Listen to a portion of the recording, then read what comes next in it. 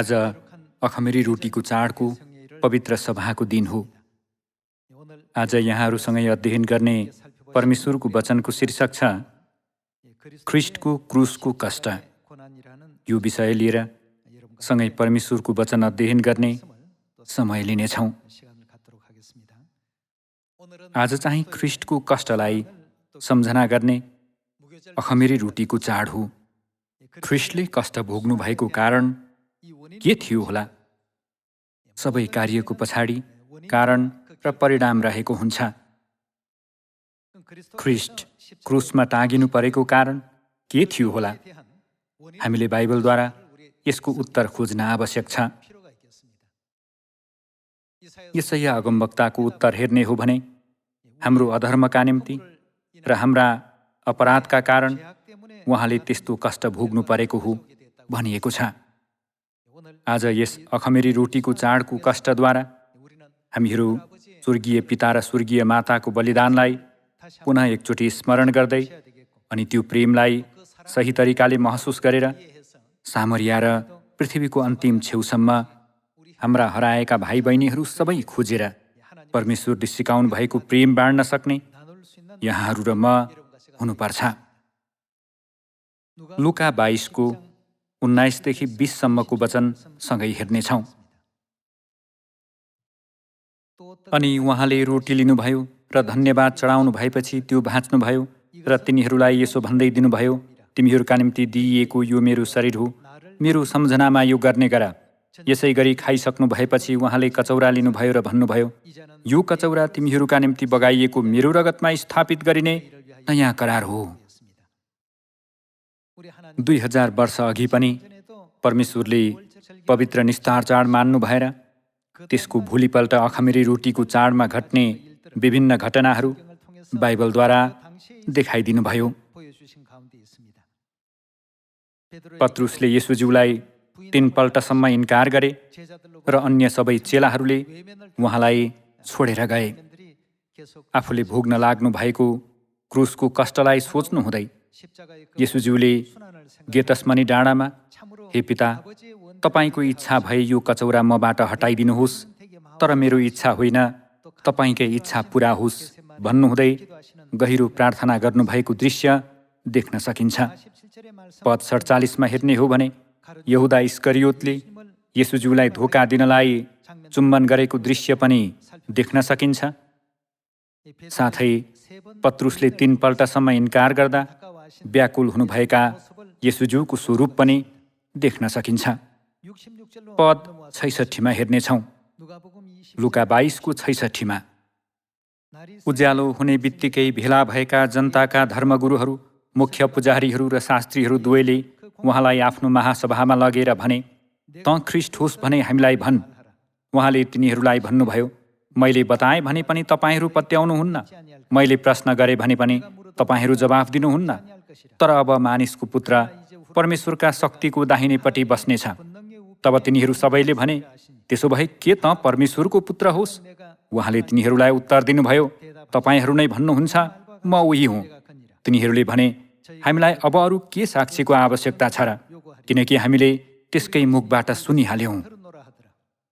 यस्तो अवस्थामा येशूज्यूलाई विश्वास नगर्ने केही दलका मानिसहरू आएर उहाँलाई पक्रन अनेक षड्यन्त्र रचिरहेका थिए। अन्ततः तिनीहरूले उहाँलाई पिलातसका सामु उभ्याए र यस्तो सजायको माग गरे जुन चाहिँ बारब्बा नाम गरेको अपराधीलाई समेत दिइएको थिएन।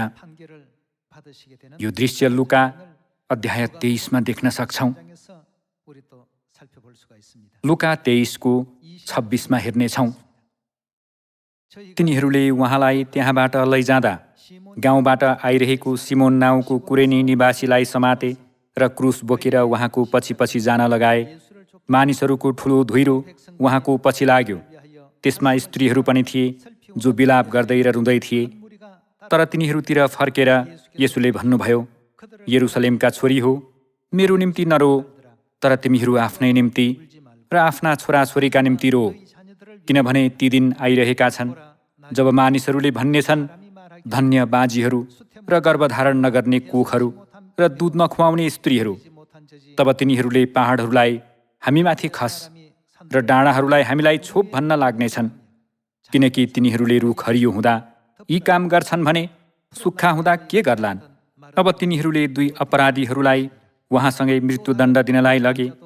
जब तिनीहरू खप्परे भन्ने ठाउँमा आए, तब त्यहाँ तिनीहरूले उहाँलाई क्रुसमा टाँगे र ती अपराधीहरूमध्ये एकजनालाई दाहिनेपट्टि र अर्कालाई देब्रेपट्टि क्रुसमा टाँगे। अनि येशूले भन्नुभयो, हे पिता, यिनीहरूलाई क्षमा गर्नुहोस्, किनकि यिनीहरूले के गर्दैछन् सो जान्दैनन्। अनि तिनीहरूले उहाँको वस्त्र भाग गरेर चिट्ठा हाले। मानिसहरू उभिएर हेरिरहेका थिए।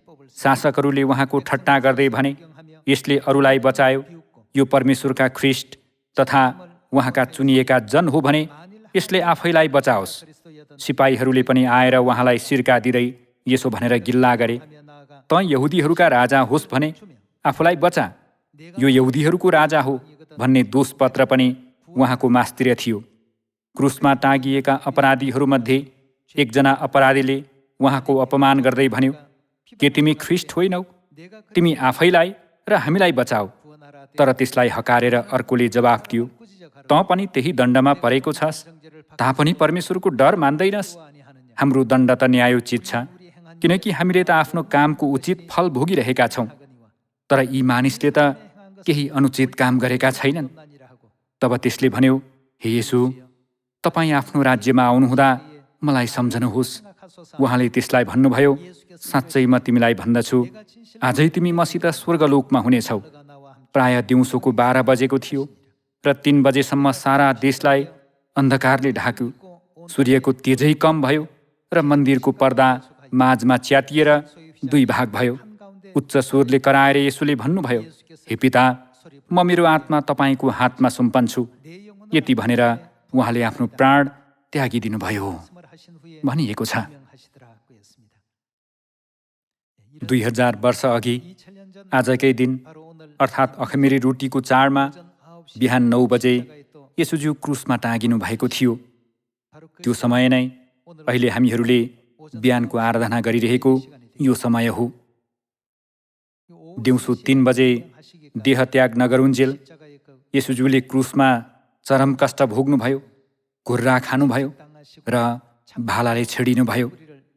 सृष्टिका सम्पूर्ण थोकहरूबाट गिल्ला र खिसी पाउनुभयो।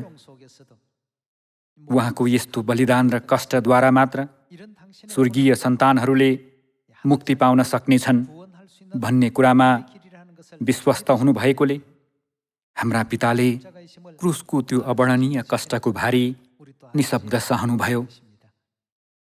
सबै कार्यको पछाडि निश्चित कारण र परिणाम रहेको हुन्छ। बाइबलमा यस्तो परिणाम आउनुको कारण खोजी हेर्दा यी सबै चाहिँ हाम्रो पापले गर्दा निम्तिएको हो भनेर बाइबलले बताएको छ। अब यशाया अध्याय 53 सँगै पल्टाएर अखमिरी रोटीको चाडको अर्थ र ख्रिस्टको कष्टको विषयलाई सही तरिकाले बुझौँ अनि पिताको बलिदान र माताको प्रेमलाई कदापि व्यर्थ हुन नदिनको निम्ति हामी सन्तानहरू पनि स्वर्गप्रतिको विश्वास र आशालाई कुनै हालतमा पनि नगुमाउने हामीहरू हुनलाई सक्दो प्रयत्न गरौँ। यशाया 53 को 1 को वचन हेर्नेछौँ। हाम्रो समाचार कसले विश्वास गरेको छ र परमप्रभुको बाहुबल कसलाई प्रकट गरियो? ऊ उहाँको सामु कलिलो बोर्ड जस्तो र सुक्खा जमिनबाट निस्केको जरो जस्तो बढ्यो। उसित हामीलाई आकर्षण गर्ने न केही सुन्दरता न त महत्त्व नै थियो। उसको अनुहारमा हामीलाई मनपर्ने केही थिएन। ऊ मानिसहरूबाट घृणित थियो र इन्कार गरियो, अफसोसमा परेको मानिस र कष्टसित परिचित। ऊ त्यो जस्तो थियो जसलाई देखेर मानिसहरू आफ्ना मुख फर्काउँछन्। ऊ घृणित थियो र हामीले उसलाई केही मोलका गनेनौँ। निश्चय नै उसले हाम्रा निर्बलताहरू बोक्यो र हाम्रा दुःख भोग्यो। तापनि हामीले उसलाई परमेश्वरबाट हिर्काइएको, उहाँबाट पिटिएको र दुःखमा परेको सम्झ्यौँ। तर उता हाम्रा अपराधहरूका निम्ति छेडियो, हाम्रा अधर्मका निम्ति उपेलियो। हामीमा शान्ति ल्याउने दण्ड उसमाथि पर्यो र उसको कुर्राको चोटले हामी निको भयौँ। हामी सबै भेडा झैँ बरालिएका छौँ। हामी हरेक आफ्नै बाटोतिर लागेका छौँ र परमप्रभुले उसमाथि हामी सबैको अधर्म हालिदिनु भएको छ। ऊ थिचोमिचोमा पर्यो र उसलाई कष्ट पर्यो, तापनि उसले आफ्नो मुख खोलेन। मारिनलाई लगेको थुमा जस्तै ऊ डोर्याएर लगियो। आफ्नो उन कत्रनेको सामु भेडा मौन भएझैँ उसले पनि आफ्नो मुख खोलेन। अत्याचार र इन्साफद्वारा ऊ लगियो। उसका सन्तानका बारेमा कसले विचार गर्न सक्छ? किनकि ऊ जीवितहरूको देशबाट अलग गरियो र मेरो प्रजाका अपराधको निम्ति उसमाथि कुटाइ पर्यो। उसको चिहान दुष्टहरूसित बनाइयो र मृत्युमा धनीहरू उसको साथमा थिए। यद्यपि उसले केही उपद्रव गरेको थिएन, न त उसको मुखमा केही छल थियो, तापनि उसलाई चकनाचुर र कष्टमा पार्न परमप्रभुको इच्छा थियो र परमप्रभुले उसको प्राणलाई दोष बलि झैँ बनाउनु भए तापनि उसले आफ्ना छोराछोरीलाई देख्नेछ र आफ्नो दिन बढाउनेछ र परमप्रभुको इच्छा उसकै हातमा उन्नत हुनेछ। उसका प्राणको वेदनापछि उसले जीवनको ज्योति देख्नेछ र सन्तुष्ट हुनेछ। आफ्नो ज्ञानद्वारा मेरो धर्मी दासले धेरैलाई धर्मी बनाउनेछ र उसले तिनीहरूका अधर्म बोक्नेछ। यसै कारण महानहरूसँगै उसलाई पनि म एक भाग दिनेछु र उसले लुटको माल सामर्थ्यहरूसित बाँड्नेछ, किनभने उसले आफ्नो जीवन मृत्युमा खन्यायो र ऊ अपराधीहरूको गन्तीमा गनियो, किनकि उसले धेरैको पाप बोक्यो र उसले अपराधीहरूका निम्ति मध्यस्थता गर्यो। यसै अध्याय 53 वर्णन गरिए जस्तै येशूज्यूले क्रुसको कष्ट भोग्नु परेको चाहिँ हाम्रै अधर्मले गर्दा हो, त्यो हाम्रै पापले गर्दा निम्तिएको परिणाम हो भनेर बाइबलमा स्पष्टसँग जानकारी दिइएको छ। हामी चाहिँ स्वर्गीय पिता र स्वर्गीय माताले यस्तो बलिदान र कष्ट किन भोग्नु परेको हो भन्ने कुरालाई सधैँ हृदयङ्गम गर्ने सियोनका सम्पूर्ण सन्तानहरू हुनुपर्छ। यदि हामीले ख्रिस्टको क्रुसको पीडा र कष्टलाई बुझ्न सकेनौँ भने विश्वासको जीवनलाई नै सामान्य ठान्न पुग्नेछौँ र पितामाताले गर्नुभएको त्यो प्रेमलाई अति नगण्य अथवा मूल्यहीन कुरा जस्तो ठान्न पुग्नेछौँ। विश्वासको जीवनमा यस्तो विषम परिस्थिति कदापि आउन नदिनको निम्ति आफ्नो विश्वासलाई एकचोटि फर्केर हेर्दै यस अखमेरी रोटीको चाड मान्ने हामीहरू हुनुपर्छ। 1 यूहन्ना अध्याय 4 एकचोटि हेर्दै हाम्रो जघन्य पापको लेखा नलिनु भएर चित्तैमा क्षमा गर्नुभएको त्यो महान अनुग्रहलाई कदापि विश्वासघात नगर्ने हामी सियोनका सन्तानहरू हुऔँ। 1 यूहन्ना अध्याय 4 हेरौँ। 4को 7 हेर्ने हो भने, प्रिय हो, हामी एउटाले अर्कोलाई प्रेम गरौँ, किनभने प्रेम परमेश्वरबाट आउँछ। जसले प्रेम गर्छ त्यो परमेश्वरबाट जन्मेको हो र परमेश्वरलाई चिन्छ। प्रेम नगर्नेले परमेश्वरलाई चिन्दैन, किनभने परमेश्वर प्रेम हुनुहुन्छ। परमेश्वरको प्रेम हाम्रा माझमा यसरी प्रकट भयो कि उहाँले आफ्ना एकमात्र पुत्र संसारमा पठाउनुभयो ताकि उहाँद्वारा हामी जिउन सकौँ। हामीलाई बचाउन ख्रिस्टले कठोर कुर्रा खानुभयो, भालाको छिडाइ सहनुभयो र सम्पूर्ण सृष्टिका थोकहरूबाट गिल्ला र खिसी पाउनुभयो। क्रुसको त्यो पीडालाई समेत इन्कार नगर्नु भई सबै निशब्द सहनुभयो। उहाँले ती सबै सहनुको कारण चाहिँ 1 यूहन्ना अध्याय 4 भनिए जस्तै हामीलाई बचाउने त्यो महान प्रेमले गर्दा हो भन्ने यथार्थतालाई सम्पूर्ण सियोनका सन्तानहरूले हृदयमा गहिरो गरी खोप्नुहुनेछ भने विश्वास गर्दछु। पद 10 देखि लगातार हेरौँ। प्रेम यसैमा छ कि हामीले परमेश्वरलाई प्रेम गरेका होइनौँ, तर उहाँले हामीलाई प्रेम गर्नुभयो र हाम्रा पापको प्रायश्चित हुनका निम्ति आफ्ना पुत्र पठाउनुभयो। प्रिय हो, यदि परमेश्वरले हामीलाई यसरी प्रेम गर्नुभएको हो भने हामीले पनि एक अर्कोलाई प्रेम गर्नुपर्छ। परमेश्वरलाई कसैले कहिल्यै देखेको छैन। यदि हामीले एक अर्कोलाई प्रेम गर्यौँ भने परमेश्वर हामीमा रहनुहुन्छ र उहाँको प्रेम हामीमा सिद्ध भएको हुन्छ। उहाँले हामीलाई आफ्ना आत्माबाट दिनुभएको हुनाले हामी यो जान्दछौँ कि हामी उहाँमा रहन्छौँ र उहाँ हामीमा रहनुहुन्छ। हामीले देखेका छौँ र गवाही दिन्छौँ कि पिताले आफ्ना पुत्रलाई संसारका मुक्तिदाताको रूपमा पठाउनु भएको छ। जसले येशूलाई परमेश्वरका पुत्र हुनुहुन्छ भनी स्वीकार गर्छ, उसमा परमेश्वर बास गर्नुहुन्छ र ऊ चाहिँ परमेश्वरमा। यसरी हामीप्रति भएको परमेश्वरको प्रेम हामी जान्दछौँ र विश्वास गर्छौँ। परमेश्वर प्रेम हुनुहुन्छ र जो प्रेममा रहन्छ त्यो परमेश्वरमा रहन्छ र परमेश्वर उसमा रहनुहुन्छ। न्यायको दिनको निम्ति हामी पूर्ण भरोसा साथ बस्न सकौँ भनेर प्रेम यसैमा हामीमा सिद्ध भएको हुन्छ। किनकि उहाँ जस्तो हुनुहुन्छ हामी पनि यस संसारमा त्यस्तै छौँ। प्रेममा डर हुँदैन, तर सिद्ध प्रेमले डरलाई हटाउँछ। किनकि डरको सम्बन्ध त दण्डसँग हुन्छ, अनि जो डराउँछ प्रेममा त्यो सिद्ध भएको हुँदैन।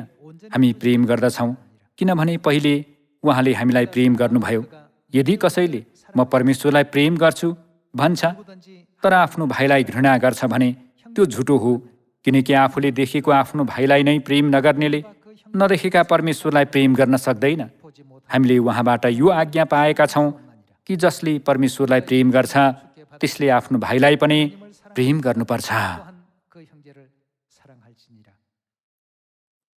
आज यस अखमेरी रोटीको चाडमा परमेश्वरले हामीलाई बचाउन क्रुसको चरम कष्टलाई पनि इन्कार नगर्नु भई त्यसलाई सहनुभयो भन्ने यथार्थतालाई यसैया अगमवक्ताको वचन र 1 यूहन्नाको पुस्तकमा लेखिएका सम्पूर्ण वचनहरूद्वारा पिताको बलिदान र प्रेमको एक झलक हामीले देख्न सक्यौँ।